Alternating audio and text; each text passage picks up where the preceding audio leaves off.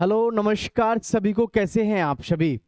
भारतीय डाक विभाग में हर साल भर्ती आती है 25,000, 30,000, 45,000, 60,000 अलग अलग पदों पर। इसमें योग्यता आपकी 10वीं पास रहती है और पूरे भारतवर्ष में से आप किसी भी राज्य से हो, हर जगह से, हर जाति से, कोई भी हो, लड़का या लड़की, कोई भी इसमें फॉर्म भर सकता है। लेकिन अफसोस की बात यह है कि आपको पता ही नहीं चलता भर्ती कब आई और कब इसमें भर्ती हो गए, जबकि इसमें आपको परीक्षा भी देनी नहीं पड़ती। ठीक है।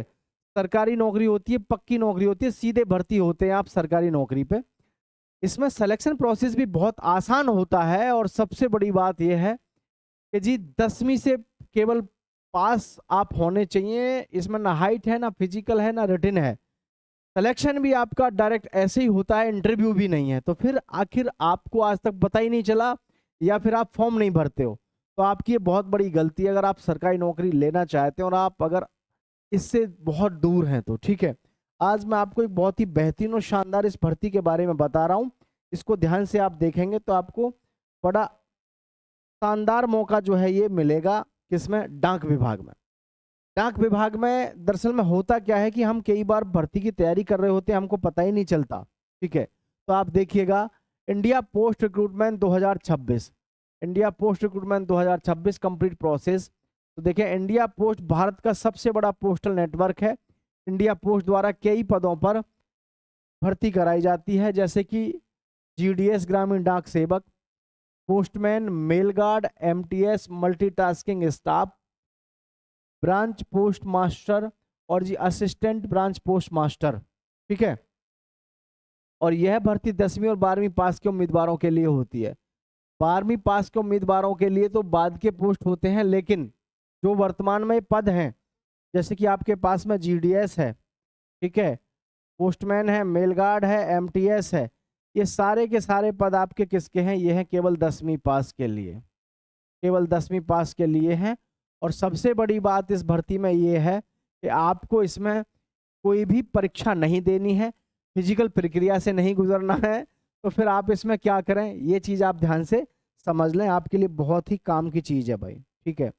और ध्यान रखना, सरकारी नौकरी है, प्राइवेट नौकरी में धक्के खाने से तो बढ़िया है कि सरकारी नौकरी ले लो। थोड़ी तनख्वाह कम है इसमें, इसलिए जो बहुत ब्रिलियंट और होशियार बच्चे होते हैं वो इसमें फॉर्म नहीं डालते, क्योंकि उनको लगता है कि इसमें सैलरी कम है। लेकिन मैं ये मानता हूँ कि सैलरी भले ही कम है, लेकिन है तो सरकारी नौकरी, पक्की नौकरी तो है। और फिर आपको आपके घर के आसपास ही नौकरी करने का इसमें मौका मिल जाता है, तो इससे बढ़िया और अपॉर्चुनिटी आपके लिए क्या ही हो सकती है। ठीक है। ये सबसे बड़ा फायदा इसका जो है वो इसी तरीके से है, जैसे होमगार्ड की भर्ती होती है ना। होमगार्ड की भर्ती में क्या होता है? होमगार्ड भर्ती में आप अपने घर से ड्यूटी देने जाते हैं अपने नज़दीकी थाने में। ठीक है। तो इसमें भी सेम यही है। इसमें सेम ये है कि आपका जो डाकघर होता है, उस डाकघर में आपको जो ड्यूटी देने जाना है, अपने घर से अपने पास में ही जाना है, लोकल में ही आपको इसमें ड्यूटी मिल जाती है। सबसे बड़ा फायदा आपको ये रहता है। ठीक है। तो ध्यान रखना प्लीज। आगे मैं बात करूं आपसे तो ध्यान से देखें आगे क्या क्या कैसे कैसे है। अब यहाँ देखें आप एजुकेशन क्वालिफिकेशन देखें। सबसे पहले एजुकेशन क्वालिफिकेशन देखें तो आपको समझ में आएगा कि इसमें योग्यता मात्र 10वीं पास है। ठीक है। योग्यता कितनी है? मात्र 10वीं पास है। क्वालिफिकेशन की बात करें तो आप 10वीं पास होने चाहिए। लोकल लैंग्वेज का ज्ञान आवश्यक है, यानी जिस भी जोन में जहां भी आप फॉर्म अप्लाई कर रहे हैं, वहां की लैंग्वेज जो भी होती है उसका आपको नॉलेज होना चाहिए कि वहां कौन सी लैंग्वेज बोली जाती है, और बढ़िया से आपको बोलनी आनी चाहिए। बेसिक कंप्यूटर नॉलेज आपको होनी चाहिए। पोस्टमैन और मेल गार्ड के लिए आप 10वीं 12वीं पास हो, बेसिक कंप्यूटर नॉलेज हो, लोकल लैंग्वेज आपको आनी चाहिए। और जी एमटीएस के लिए आपका 10वीं पास होना ज़रूरी है। एमटीएस के लिए 10वीं पास। ठीक है। जो सबसे मेन चीज़ है वो है इसमें कि आप अगर एक बार फॉर्म भर देते हैं तो आपको इसमें परीक्षा से गुजरना नहीं पड़ता। और पदों की तो खैर क्या ही कहने, पद काफ़ी आते हैं इसमें। कभी भी आप देखो 25,000, 30,000, 35,000 तो बहुत कम ही से आते हैं, नहीं तो हमेशा 50, 60, 70, 80, 90 इस तरीके से पद आते हैं। 50,000, 60,000, 70,000, 90,000 इस तरीके से तो पद आते हैं। ठीक है। अब इसमें एज लिमिट क्या रहती है, क्योंकि इसमें ना हर एक कोई फॉर्म डालता है जिनको मतलब पता होता है, देखो एज लिमिट की मैं बात करूं यहाँ पर, तो जीडीएस, बीपीएम और एबीपीएम की जो है 18 साल से 40 साल उम्र रहती है।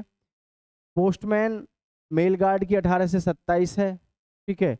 एमटीएस की जो है वो है 18 से 25 वर्ष, और रिलैक्सेशन जो मिलता है ओबीसी को 3 साल का, एससी एसटी को 5 साल का, पीडब्ल्यूडी को 10 ईयर्स का। यानी कि आप देख सकते हैं काफ़ी सारा आपके पास में मौका है, एज को लेकर के भी कोई समस्या नहीं है। सिर्फ ज़रूरत है तो आपको इसमें फॉर्म भर देने की है, क्योंकि इसका जो सिलेक्शन प्रोसेस है वो बहुत सामान्य है। सामान्य का मतलब इसमें हमको ना तो एग्ज़ाम देना है ना फिजिकल देना है, कुछ नहीं है, बहुत आसान होता है इसमें सिलेक्शन आपका, ठीक है। आगे की प्रक्रिया देखेंगे आप सभी। एप्लीकेशन का जो प्रोसेस है उसको देखें आप। जब हम इसका ऑनलाइन फॉर्म भरते हैं तो ऑनलाइन फॉर्म कैसे भरा जाता है, ऑफिशियल वेबसाइट होती है इंडिया पोस्ट GDS online.government. ये होती है। रजिस्ट्रेशन इस पे करना होता है, मोबाइल नंबर से, ईमेल आईडी से रजिस्ट्रेशन करें। स्टेप 3 फिल एप्लीकेशन फॉर्म भरें, जिसमें पर्सनल डिटेल भरनी होती हैं, और जो आपके एजुकेशनल डॉक्यूमेंट्स होते हैं 10वीं या 12वीं, आप जिससे भी फॉर्म अप्लाई कर रहे हैं, वो इसमें आपको आवश्यकता यहाँ पर पड़ती ही पड़ती है। तो आपको ये ध्यान रखना है कि इंडिया पोस्ट GDS की जो भर्ती है अपने आप में काफ़ी लाजवाब भर्ती है, ठीक है जी। आगे की प्रक्रिया आपको मैं दिखाना चाहूँगा। अपलोड डॉक्यूमेंट्स आपके क्या क्या चाहिए होते हैं जब आप इसका फॉर्म अप्लाई करते हैं। तो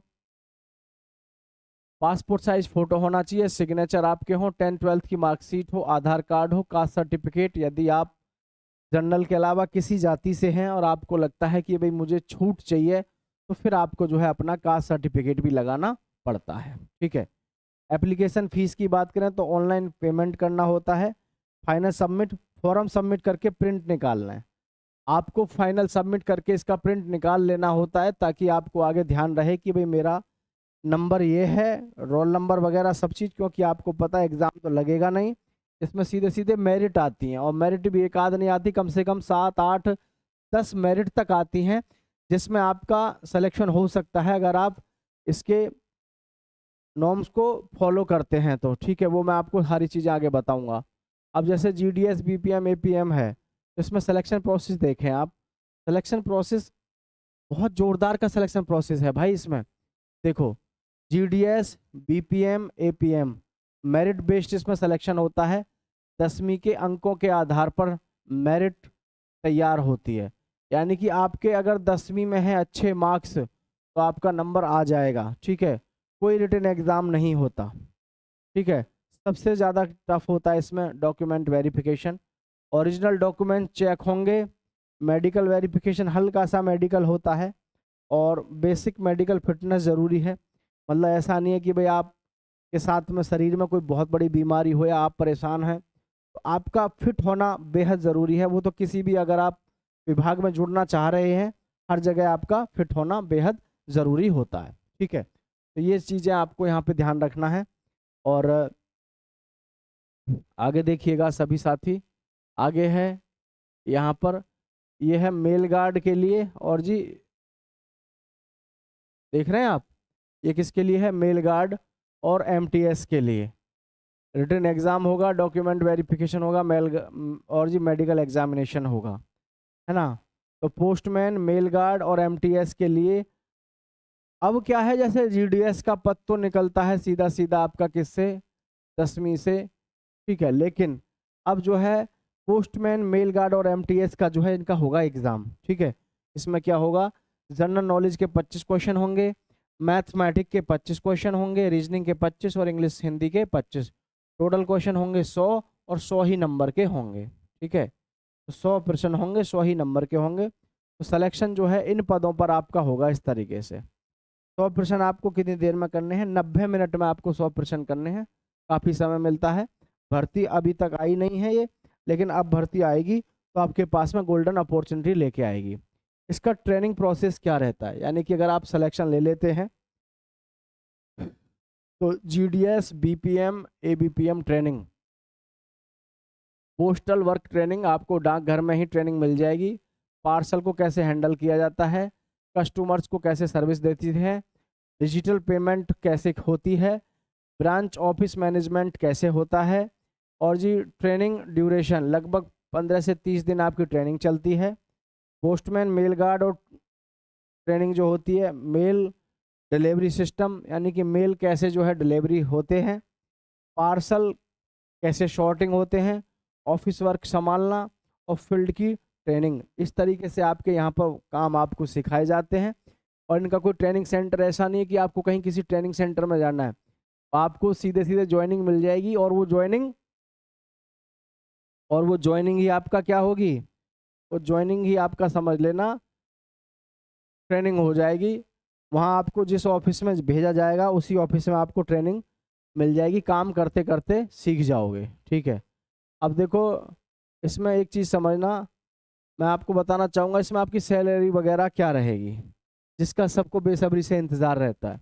देखो ध्यान से, जो बीपीएम है ब्रांच पोस्ट मास्टर 12,000 से 29,000, बीपीएम जीडीएस है उसकी 24,000 तक है, पोस्टमैन की 69 तक है, मेल गार्ड की 69 है, एमटीएस की 56,000 है।